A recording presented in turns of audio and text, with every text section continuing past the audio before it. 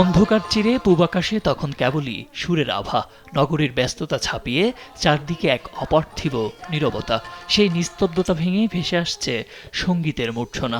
এটি কেবল একটি অনুষ্ঠান নয়, এটি বাঙালির অস্তিত্বের শেখরে ফেরার ডাক। এটি রমনা বটমূলে ছায়ানটের বর্ষবরণ। 19 শতকের 60-এর দশকে স্বাধিকার আন্দোলনে যে বীজ ছায়ানট বুনেছিল তা আজ এক মহীরুহ। এবারের আসরও এর ব্যতিক্রম নেই। ভোরের রাগকে স্বাগত জানিয়ে শুরু হয় অনুষ্ঠান।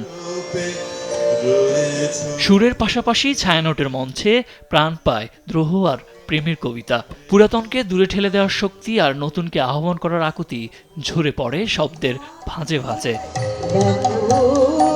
ভোরের আলো ফোটার আগেই রমনায় ঢল নামে উৎসবপ্রিয় মানুষের।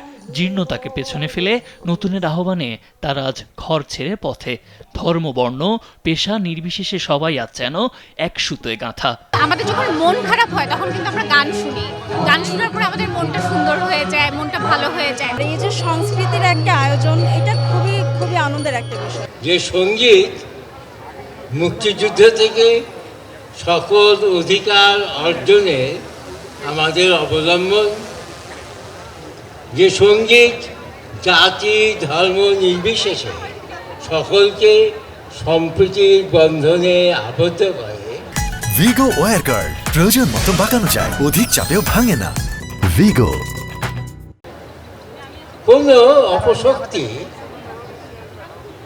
শান্তিপ্রিয় মানুষকে এই সঙ্গীত থেকে ভয় দেখিয়ে নিরস্ত করতে চায়। উৎসবে সামিল হয়েছেন সমাজের বিশিষ্ট নাগরিক ও নীতি নির্ধারকরা। তবে এখানে রাজনীতির চেয়ে বড় হয়ে ওঠে সংস্কৃতি। তাদের কণ্ঠে ধ্বনিত হয় অসাম্প্রদায়িক বাংলাদেশের জয়গান। আমরা চাই পৃথিবীতে শান্তি আসুক, পৃথিবীতে যেন একটা পাখিও আহত না হয়, পৃথিবীতে যেন একটা শিশুর মুখ মলিন না হয়। এই দিবসে সবার মঙ্গল কামনা করি এবং বিশেষ করে এটা প্রত্যাশা করি যে তরুণ প্রজন্মকে বিভ্রান্ত করা হচ্ছে। অসাম্প্রদায়িকতা আমাদের একেবারেই মাটি থেকে তৈরি, সুতরাং একটা অসাম্প্রদায়িক গণতান্ত্রিক বাংলাদেশ গড়ে তুলব। ছায়ানটের ভোরের রাগে কেবল বাঙালি নয়, সুরের মায়ায় একাত্ম হয়েছে দূর দূরান্ত থেকে আসা বিদেশি পর্যটকেরাও। Very beautiful. It's very nice. Shubho Navabacho. Just really grateful to be here. It's a beautiful culture and just beautiful people and a beautiful country. Shubho Nubo Bosho. রমনার বটমূল থেকে ছড়ানো এই সুর ছড়িয়ে পড়ুক দেশের প্রতিটি কোণে। জীর্ণ পুরাতনকে দূরে ঠেলে দিয়ে আসুক নতুনের আশীর্বাদ। নগরীর যান্ত্রিকতা ছাপিয়ে রমনার এই বটমূল আজ যেন এক টুকরো বাংলাদেশ।